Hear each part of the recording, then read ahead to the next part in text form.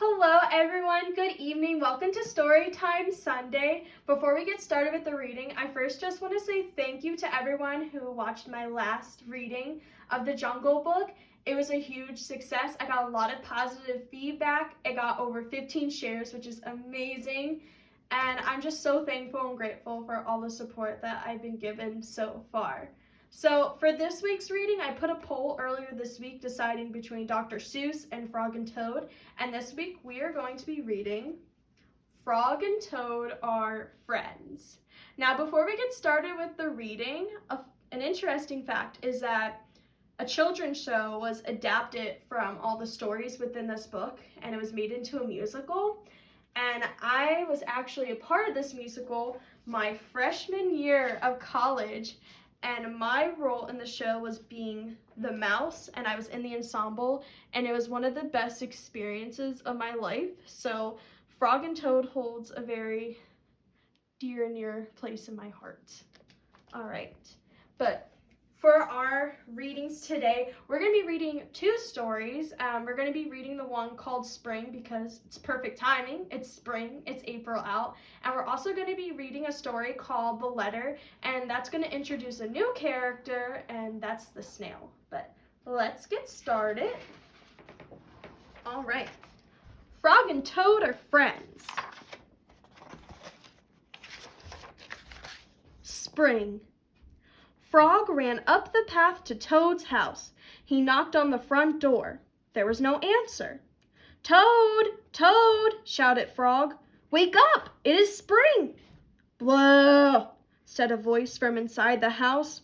"Toad! Toad!" cried Frog. "The sun is shining. The snow is melting. Wake up!" "I am not here," said the voice. Frog walked into the house. It was dark. All the shutters were closed. "Toad, where are you?" called Frog. "Go away," said the voice from a corner of the room. Toad was lying in bed. He had pulled all the covers over his head. Frog pushed Toad out of the bed. He pushed him out of the house and onto the front porch. Toad blinked in the bright sun. "Help!" said Toad. "I cannot see anything." "Don't be silly," said Frog. "What you see is the clear, warm light of April, and it means that we can begin a whole new year together, Toad." "Think of it," said Frog. "We will skip through the meadows and run through the woods and swim in the river. In the evenings, we will sit right here on this front porch and count the stars." "You can count them, Frog," said Toad. "I will be too tired. I'm going back to bed." Frog went back into the house. He got into bed and pulled the covers over his head again. "But Toad," cried Frog, "you will miss all the fun." "Listen, Frog," said Toad, "how long have I been asleep?" "You have been asleep since November," said Frog. "Well then," said Toad, "a little more sleep will not hurt me. Come back again and wake me up at about 1/2 May. Good night, Frog." "But Toad," said Frog, "I will be lonely until then." Toad did not answer. He had fallen asleep. Frog looked at Toad's calendar. The November page was still on top.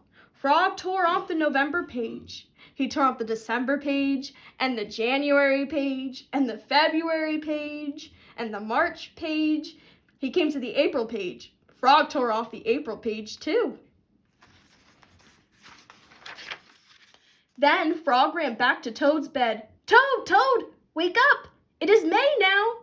"What?" said Frog. "Can it be May so soon?" "Yes," said Frog. "Look at your calendar." Toad looked at the calendar. The May page was on top. "Why, it is May," said Toad as he climbed out of bed. Then he and Frog ran outside to see how the world was looking in the spring. And that's the end of the spring story. So now we're going to jump all the way to the end of the book for The Letter. Toad was sitting on his front porch. Frog came along and said, "What is the matter, Toad? You are looking sad." "Yes," said Toad, "this is my sad time of day. It is the time when I wait for the mail to come." It always makes me very unhappy." "Why is that?" asked Frog. "Because I never get any mail," said Toad. "Not ever?" asked Frog. "No, never," said Toad. "No one has ever sent me a letter. Every day my mailbox is empty. That is why waiting for the mail is a sad time for me." Frog and Toad sat on the porch feeling sad together. Then Frog said, "I have to go home now, Toad. There's something I must do." Frog hurried home. He found a pencil and a piece of paper. He wrote on the paper. He put the paper in an envelope. On the envelope he wrote, "A letter for Toad." Frog ran out of his house. He saw a snail that he knew. "Snail," said Frog, "please take this letter to Toad's house and put it in his mailbox." "Sure," said the snail, "right away." Then Frog ran back to Toad's house. Toad was in bed taking a nap. "Toad," said Frog, "I think you should get up and wait for the mail some more." "No," said Frog, "I am tired of waiting for the mail." Frog looked out of the window at Toad's mailbox. The snail was not there yet. "Toad," said Frog, "you never know when someone may send you a letter." "No, no," said Toad, "I do not think anyone will ever send me a letter." Frog looked out of the window. The snail was not there yet. "But Toad," said Frog, "someone may send you a letter today." "Don't be silly," said Toad. "No one has ever sent me a letter before, and no one will send me a letter today." Frog looked out of the window. The snail was still not there. "Frog, why do you keep looking out of the window?" asked Toad. "Because now I am waiting for the mail," said Frog. "But there will not be any," said Toad. "Oh, yes, there will," said Frog, "because I have sent you a letter." "You have?" said Toad. "What did you write in the letter?" Frog said. "I wrote, 'Dear Toad, I am glad that you are my best friend. Your best friend, Frog.'" "Oh," said Toad, "that makes a very good letter." Then Frog and Toad went out onto the front porch to wait for the mail. They sat there, feeling happy together.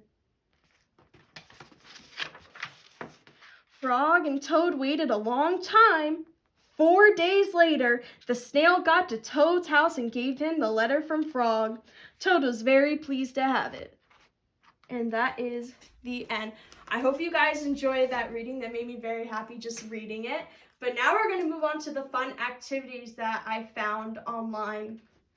All right. So the first activity that I have is just basic coloring sheets.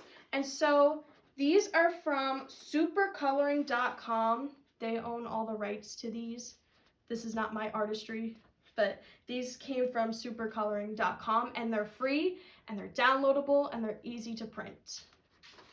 And then my next activity that I have, this came from lakeshorelearning.com. I got this off of a lesson plan and I found it very fun. I actually participated in the activity myself. So basically within this activity, you're gonna get 2 backgrounds of like a template. The first one is of a house and the other one is of the woods. You can choose either one to color in.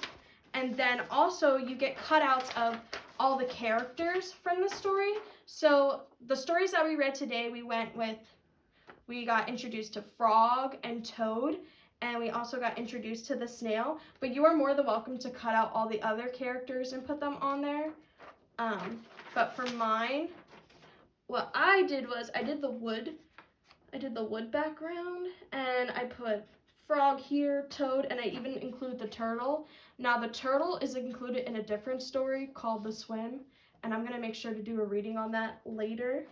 But this is a very fun activity.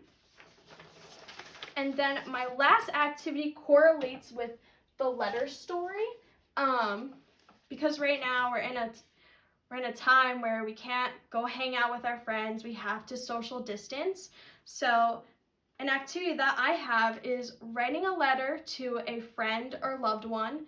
And when you do get to see them again, give them this letter to show them how thankful and grateful you are for them. So here is my example of a letter, and I actually used the cutouts from the one activity, and I taped them on here. I found taping easier than gluing. It's a lot less messier, but you can choose either. And I'm actually sending my letter to my best friend when I'm able to see her after the pandemic is over.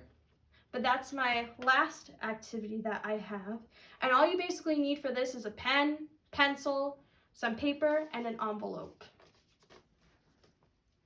All right, so I just want to once again say thank you for tuning into my reading. I appreciate so much of the support. Comment down below your favorite part of the story time reading and what book you want me to read next. I'm going to start a poll in about 2 days deciding what book I'm going to read. All right, like always, stay safe, stay healthy, have a great night, and God bless.